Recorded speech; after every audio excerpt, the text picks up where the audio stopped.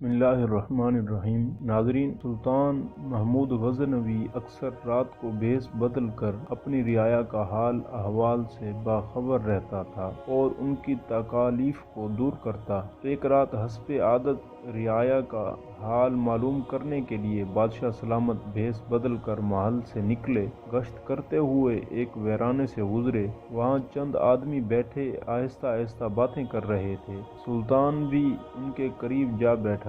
दुआ सलाम के बाद पूछा, तुम लोग कौन हो और रात गए यहाँ क्या कर रहे हो? उन्होंने जवाब दिया, हम चोर हैं और अब ये बताओ तुम कौन हो? सुल्तान ने कहा, बस मैं भी तुम्ही में से हूँ। ये सुनकर वो खुश हुए और खुश आमदीद कहा। वो आपस में अपने अपने हुनर और कमाल के बारे में बातें कर रहे थे। पहले ने कहा, मेरे कानों में ये कमाल हासिल है कि रात को जब कुत्ता भौंकता है तो मैं समझ जाता हूँ कि वो क्या कह रहा है। सब ने सुनकर कहा, वाह भाई वाह, ये तो बड़े कमाल की बात है। दूसरा कहने लगा, ए मालो जर के पुजारियों, मेरी आंखों में ये खूबी है कि रात को कैसा ही क्यों ना घुप अंधेरा हो, मैं जिस किसी को उस अंधेरे में एक मर्तबा देख लूं, दिन की रोशनी में देखते ही उसको पहचान लेता हूँ। तीसरे ने कहा, मेरे बाजुओं में इतनी कुव्वत है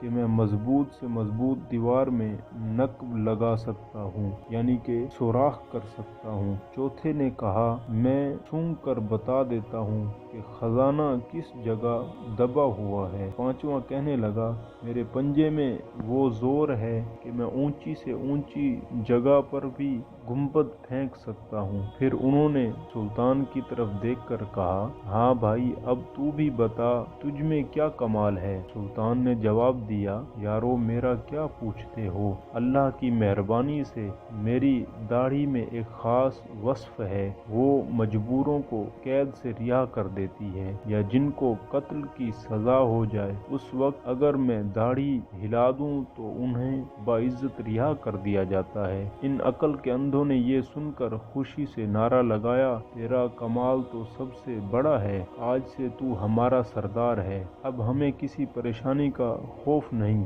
उसके बाद चोरी का प्रोग्राम तय किया और फिर चल पड़े। बादशाह के महल की जानिब निकले।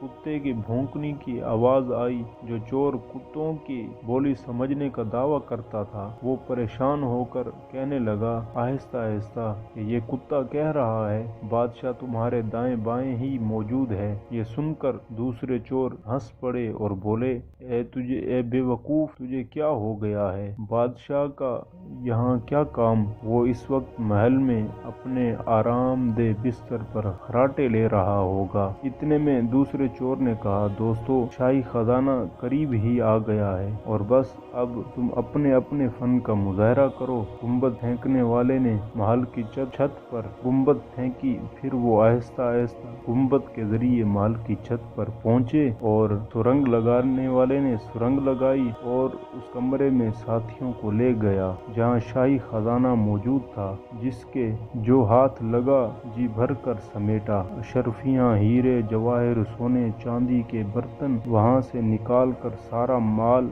एक महफूज जगह पर छुपा दिया और खुद अपनी जाए पनाह में जाकर बैठ गए। सुल्तान मौका पाकर वहाँ से खिसक आया। दूसरे दिन बादशाह ने सिपाहियों को उस जाए पनाह का पता देकर चोरों की गिरफ्तारी का हुक्म दिया। सिपाही दौड़ते गए और सब चोरों को फौरन गिरफ्तार करके बादशाह के सामने पेश कर दिया। जब उन्हें बादशाह की अदालत में पेश किया गया तो मौत के खौफ से चेहरे जर्द और बदन खुश्क हो गए। उनमें से वो आदमी जो रात की तारीकी में किसी को देखकर दिन में पहचानने का दावा करता था, उसकी नजर यूं ही सुल्तान के चेहरे पर पड़ी तो उसने हाथ बांधकर अर्ज की, हम सब तो अपना अपना कमाल दिखा चुके हैं, हम में से किसी का फन हमारी जान बचाने के काम ना आया। बेशक हमारा हर कमाल बदबख्ती और आफत ही ढाता रहा है, यहाँ تک کہ ہمارے ہاتھ اور پاؤں بھی باندھ دیے گئے۔ جلاد ہماری گردنیں اڑانے کے لیے کھڑا ہے، ہمارے ہنر ہمیں موت کے نیچے سے نہیں چھڑا سکتے۔ اے ہمارے رات کے ساتھی، اب وقت آ گیا ہے کہ آپ اپنے فن کا مظاہرہ کریں۔ اب آپ اپنی داڑھی ہلائیں تاکہ ہماری جان بچ جائے۔ سلطان محمود کو کی باتیں سن کر رحم آ گیا۔ اس نے اپنی گردن ہلا کر حکم دیا کہ ان کو رہا کر دیا جائے۔ معلوم ہوا اچھا ہنر مصیبت میں کام آتا ہے۔